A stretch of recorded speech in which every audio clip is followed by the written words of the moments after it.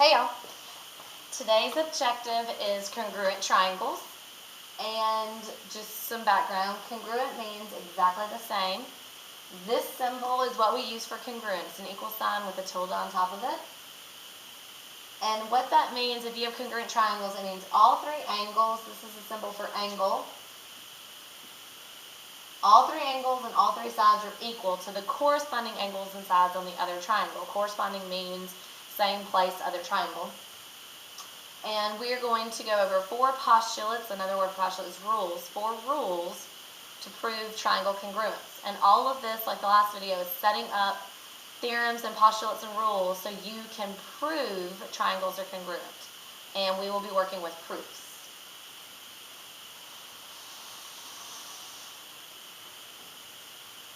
Alright, so side, side, side. It's the first postulate, side, side, side. The definition, all three sides in the first triangle are congruent to corresponding sides in the second triangle. So we're talking about all three sides in the first triangle are congruent to the corresponding sides in the second triangle. And here's just an example. These little marks show where it's congruent. So AB is congruent to DE, AC is congruent to DF, and BC is congruent to EF.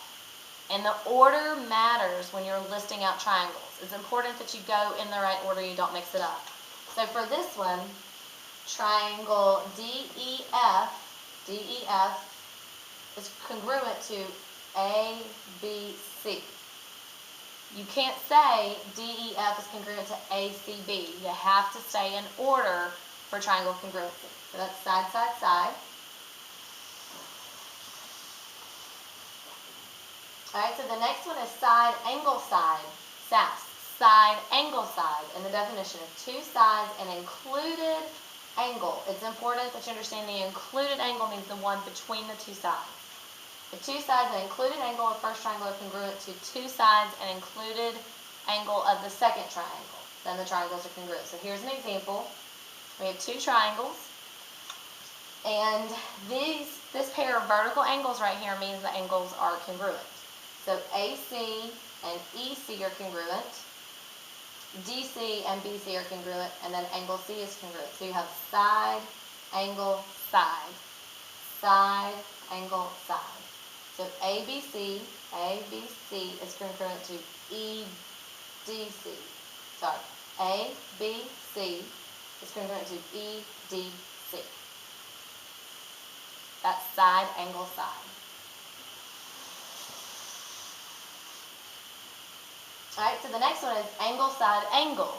Kind of reverse. Angle, side, angle. If two angles and included side of the first triangle are congruent to the two angles and included side of the second triangle, then the triangles are congruent.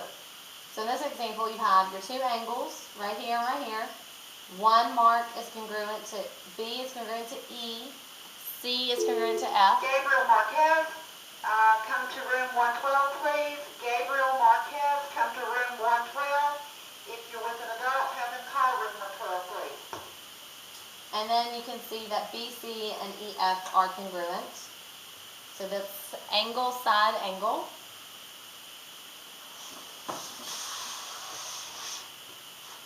And we have angle, angle, side. And the definition, two angles and a non-included side.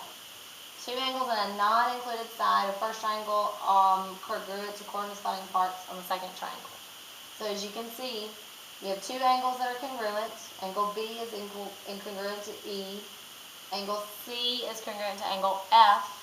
And the non-included side are going to be congruent. Notice it's the long side. You can't have the long side and the short side, then that wouldn't be angle, angle, side. And all of these four postulates all come together for properties, with properties to help you use the CPCTC. We're going to be using CPCTC. Corresponding parts of congruent triangles are congruent. Basically what this is saying is, once you prove triangles are congruent using side, side, side, then you can go on and prove other pieces of the triangle are congruent using the CTCPC. CPCTC, I said it wrong. So here's an example. This is ACAT, triangle CAT, triangle CAT, and triangle MOP, triangle MOP, MOP. So they are congruent. I'm telling you these triangles are congruent. So what I want you to do is I want you to use the information given to find X and find Y. So angle T and angle P. And when I told you the order matters because if it's listed CAT, MOP, that means C and M are congruent. A and O are congruent, and T and P are congruent. The way it's listed, that's the way it's in order. So use this information to find X and find Y, and then you can find angle P and you can find side OM. So you're looking for angle P right here, and you're looking for side OM. And we will go over